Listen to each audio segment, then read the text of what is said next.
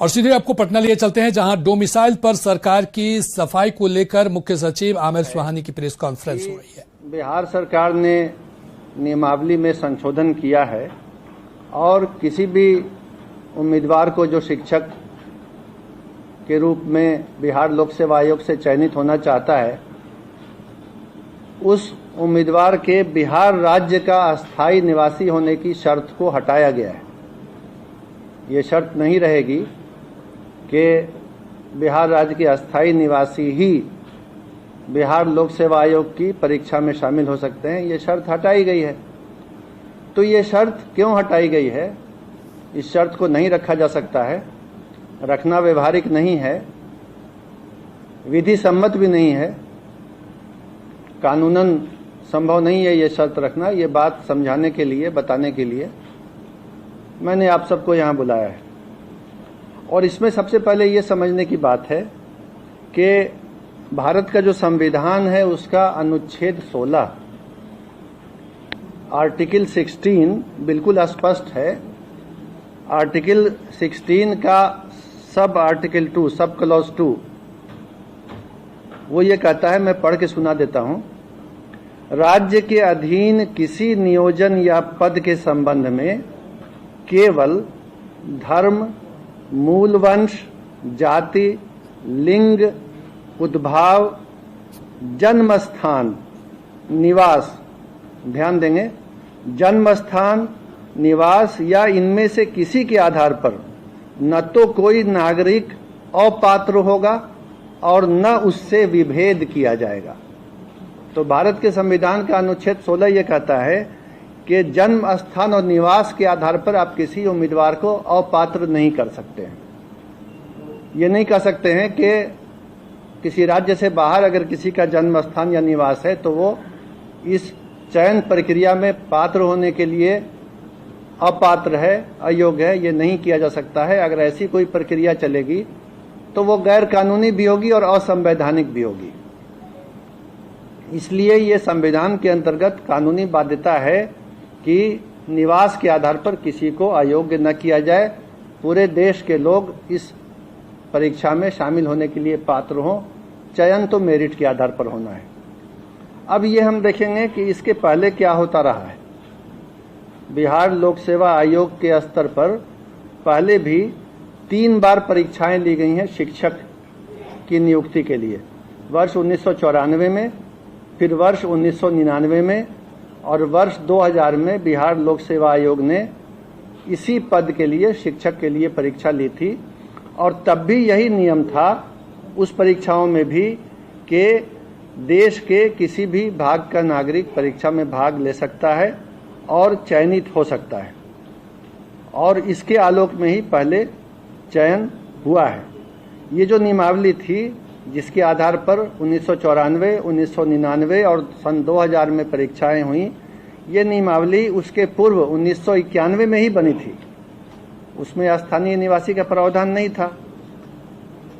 और इस कारण से इस बार भी जो बिहार लोक सेवा आयोग से परीक्षा होगी उसमें बिहार के निवासी होने का प्रावधान नहीं रखा जा सकता है। इससे पहले, इसके बाद जो वर्ष 2012 की नियमावली बनी थी उसमें भी जब चयन हुआ, हालांकि उसमें स्थानीय निवासी होने का प्रावधान नहीं था, लेकिन उसके बाद भी चयन हुआ तो 1,68,000 रिक्ति के विरुद्ध जो नियुक्ति हुई तो राज्य के बाहर के मात्र 3,413 अभ्यर्थी चयनित हुए। यानी 1,68,000 में सिर्फ 3,000 से कुछ अधिक राज्य से बाहर के थे और बाकी सभी जो थे वो राज्य के अंदर के थे।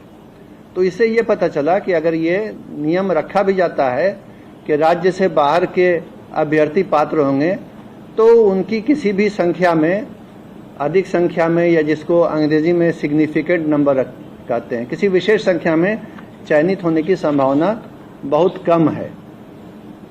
ये बात भी शिक्षा विभाग ने पता कर ली है।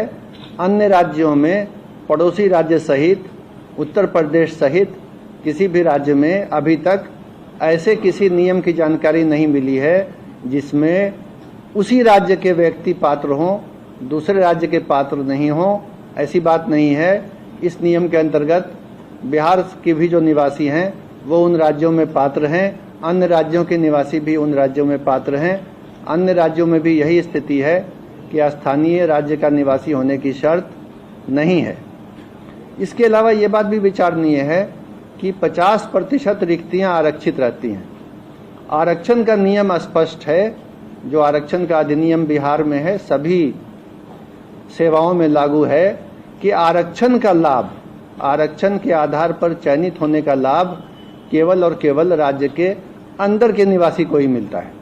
ये आरक्षण का नियम है, ये शिक्षक नियमावली में नहीं है, ध्यान देंगे। तो ऐसे भी चूंकि आरक्षण में ये नियम है और इस बार भी लागू होगा कि बिहार राज्य के अंदर के जो लोग हैं उन्हीं को आरक्षण का लाभ मिलेगा, तो 50% रिक्तियों पर तो आरक्षण के कारण बिहार के ही लोग चयनित होंगे। और बाकी पर जैसा मैंने बताया, पिछली बार का भी अनुभव है कि बहुत ही नाम मात्र को ही बाहर के लोग चयनित होते हैं।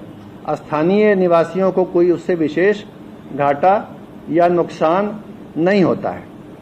और अंत में ये बात समझने की है कि जिस तरह हम लोगों ने ओपन किया है कि देश का कोई भी नागरिक यहाँ अप्लाई कर सकता है, यही दूसरे राज्यों में भी है।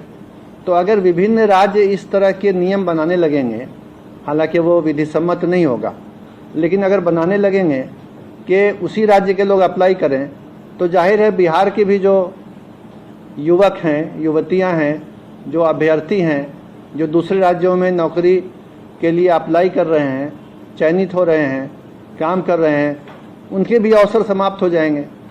तो इसमें तो बिहार का भी घाटा है। अगर देखा देखी सभी राज्यों ने ये करना शुरू किया तो अवसर कम हो जाएंगे बिहार के अभ्यर्थियों के लिए भी। तो कुल मिला के ये किसी के हित में भी नहीं होगा। और ये सरकार ने सभी विधिक पहलुओं की जांच करके, कानूनी पहलू को समझ के, बहुत सोच विचार करके ये नियम बनाया है कि बिहार राज्य सहित पूरे देश के लोग अप्लाई कर सकते हैं। हालांकि संभावना यही है कि अधिकांश या लगभग सभी बिहार राज्य के ही अभ्यर्थी होंगे और चयनित भी वही होंगे। अगर बाहर के होते हैं तो संभावना है कि बहुत कम संख्या में नाम मात्र को ही चयनित होंगे और उससे बिहार के वासियों के हित पर कोई भी कमी नहीं आएगी, कोई क्षति नहीं होगी। और ऐसे तो आप समझ ही सकते हैं कि बिहार लोक सेवा आयोग के माध्यम से मेरिट के आधार पर अच्छे शिक्षकों का चयन होगा, जिससे राज्य की शिक्षा व्यवस्था पहले से भी और बेहतर हो जाएगी। और इसी परिणाम की ओर राज्य सरकार अग्रसर है और बिहार लोक सेवा आयोग के माध्यम से यह चयन होने जा रहा है। तो इन्हीं बिंदुओं पर स्थिति स्पष्ट करने के लिए मैंने आप सबको बुलाया है और उम्मीद करता हूं कि मैं अपनी बात को आपके सामने स्पष्ट रूप से रखने के लिए सफल रहा हूं। धन्यवाद। सर, आप भी मानते हैं कि बिहार में साइंस और मैथ के जो जानकार युवा हैं, चाहे शिक्षक है वो कम, इसको आप भी मानते हैं? नहीं, ऐसा मैं नहीं मानता। बिहार के हर स्कूल में, हर इंटर कॉलेज में, हर कॉलेज में साइंस और मैथ की पढ़ाई है। बिहार के युवा साइंस और मैथ में राज्य में अग्रणी, देश में अग्रणी हैं। IIT की परीक्षा में, NIT की परीक्षा में, मेडिकल की परीक्षा में उच्च रैंक लाते हैं। बड़ी संख्या में बिहार के छात्र साइंस और मैथ स्कूल में पढ़ने के बाद, कॉलेज में पढ़ने के बाद इंजीनियर, डॉक्टर, सिविल सर्वेंट बनते हैं। ये धारणा बिल्कुल गलत है कि बिहार में मैथ और साइंस की पढ़ाई या जानकार अभ्यर्थियों की कमी है, ऐसा बिल्कुल नहीं है।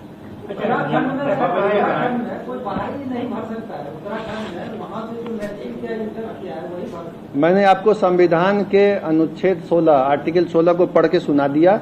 मैं दोबारा पढ़ के सुना देता हूँ। राज्य के अधीन किसी नियोजन या पद के संबंध में केवल धर्म, मूलवंश आदि, आगे लिखते हैं, निवास या जन्म स्थान या इनमें से किसी के आधार पर न तो कोई नागरिक अपात्र होगा और न उससे विभेद किया जाएगा। यही आपके इस प्रश्न का उत्तर है। आप भी संविधान का आर्टिकल 16 पढ़ लें। सबको बाकी मौका मिलेगा। इसके पहले ऐसा क्या जरूरत पड़ा था कि बिहारी सिर्फ अप्लाई करेंगे, आखिर इसको संशोधन करने की नौबत क्यों? मेरे ख्याल से उस समय ये बिंदु ध्यान में नहीं रहा होगा कि इसमें कुछ कानूनी बाध्यताएं हैं, इस कारण। तो डोमिसाइल पर विरोध के बाद सरकार की तरफ से सफाई सामने आई है। उन्होंने साफ तौर पर कहा है कि कानून के तहत ही ये फैसला लिया गया है।